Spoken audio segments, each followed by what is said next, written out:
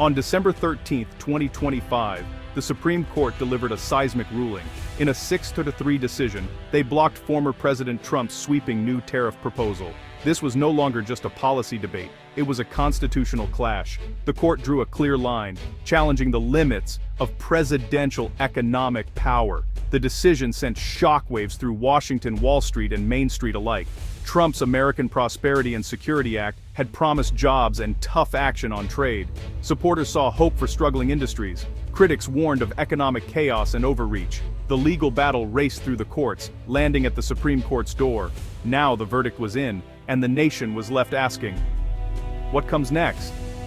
The air in D.C. was electric, with lawmakers scrambling to respond. The ruling instantly became a political earthquake, reshaping the landscape for the upcoming election. It forced a national conversation about presidential power, Congress's role, and America's future in the world.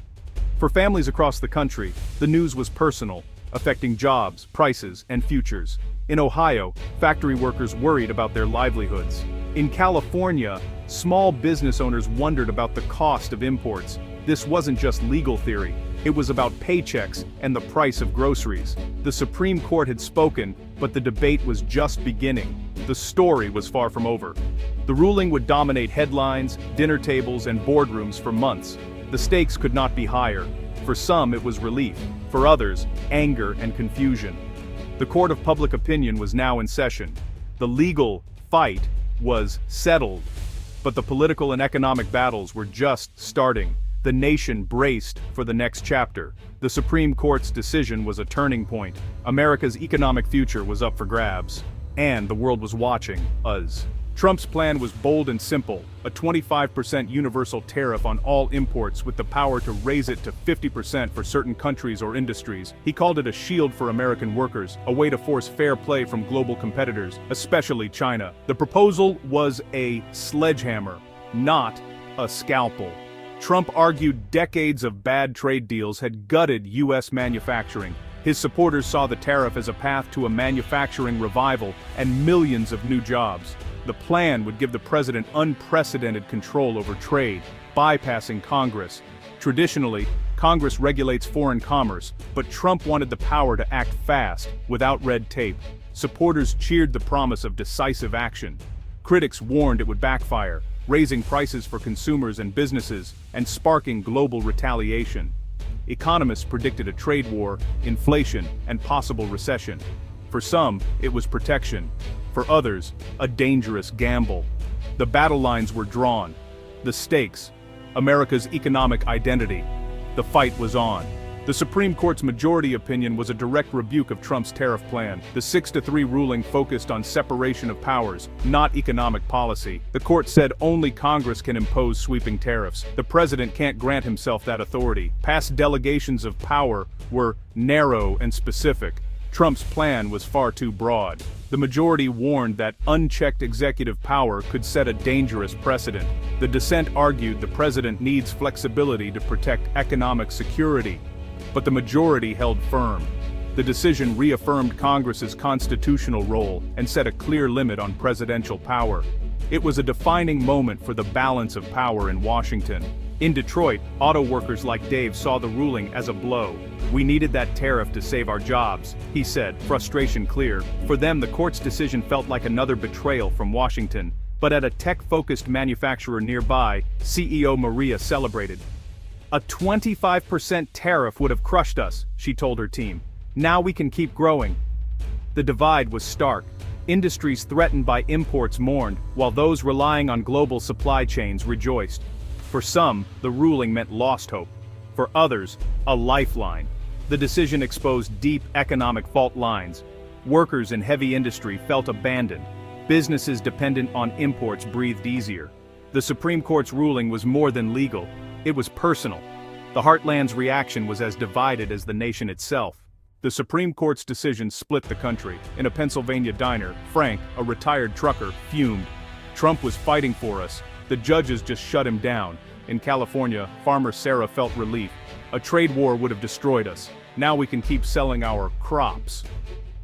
For many, it was about the cost of living. Jessica, a young mom, said, "I can't afford higher prices. I want jobs here, but I need to feed my kids. Social media erupted. Enbry's SCOTUS betrayal, and America. First clashed with rule of law, and no trade war. Supporters of the tariff saw the court as part of a rigged system. Opponents praised the justices for upholding the Constitution. The digital world mirrored the real one too Americas, each convinced it was fighting for the country's future. The ruling deepened the divide. Economic anxieties and political loyalties collided. The nation was left with more questions than answers. The Supreme Court's decision became a new front in America's ongoing culture war. The debate was no longer just about tariffs, it was about identity. The split was here to stay.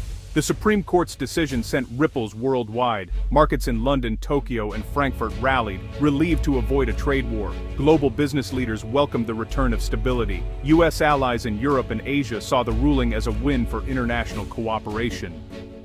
In Canada and Mexico, relief was palpable. Their economies dodged disaster. In Beijing, the response was muted. Chinese media framed the decision as evidence of American division. The underlying U.S.-China tensions remained. Developing nations breathed easier, but new American protectionism could return. The world was reminded, U.S. politics shaped global fortunes. The debate in America was far from over. The next election could change everything again. The Supreme Court's decision calmed the markets and stabilized the dollar. The threat of a 25% tariff and higher prices on everyday goods vanished. For families, that meant no sudden spike in costs for cars, phones, or groceries. The National Retail Federation estimated the tariff would have cost families over $2,000 a year. The ruling kept that money in Americans' pockets, but for steel and tire workers, the decision was a setback. No new protection from cheap imports. The ruling reinforced the status quo. Free trade benefits many, but not all. The economic divides that fueled the tariff fight remained. The Supreme Court chose a path, but the underlying problems persist. The debate over America's economic future is far from settled.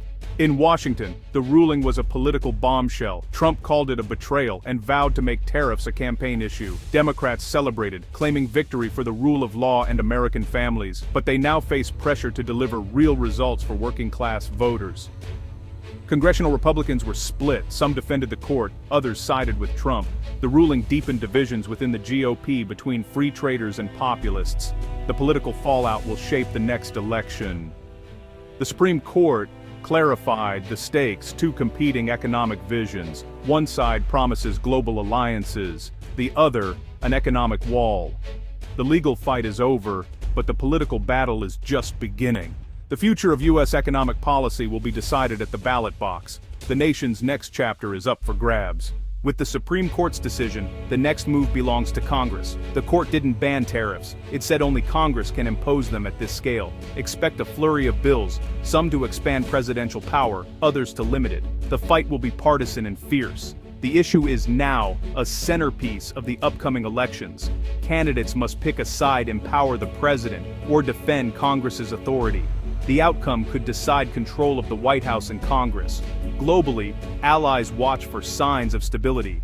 Rivals look for division. America's economic direction is still uncertain. The debate is about more than policy. It's about the kind of country we want, open to the world, or more protected at home. The Supreme Court made its call, but the final verdict rests with the people.